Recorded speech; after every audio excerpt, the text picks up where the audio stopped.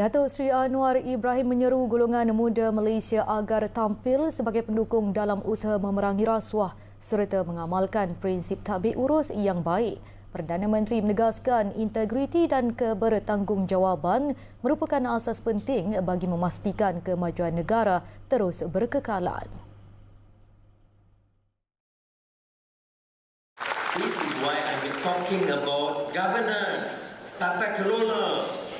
Leadership must be clean and stop this nonsense, this corruption in our country.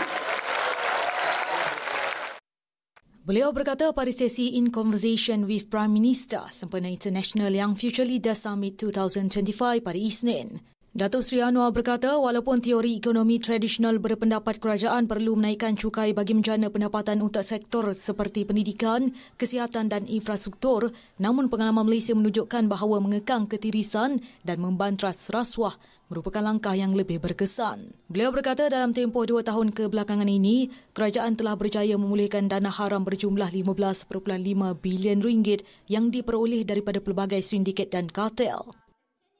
There are many leakages. There's still corruption. There's still smuggling.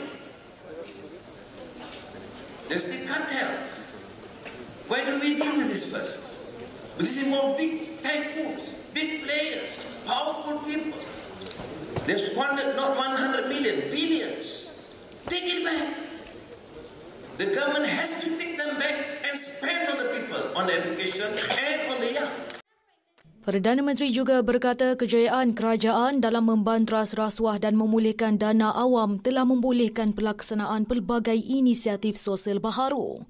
Ini termasuk pelaksanaan pendidikan percuma secara berperingkat bagi golongan miskin tegar mulai tahun depan. Inisiatif itu akan diperluas secara beransur-ansur selaras dengan penambahbaikan dalam tadbir urus dan pengurusan fiskal negara dengan matlamat jangka panjang untuk menjadikannya sebagai skim biasiswa penuh. Datuk Seri Anwar berkata bahawa jika tadbir urus kekal kukuh dan betul, ia akan diperluaskan sedikit demi sedikit sehingga akhirnya menjadi biasiswa penuh.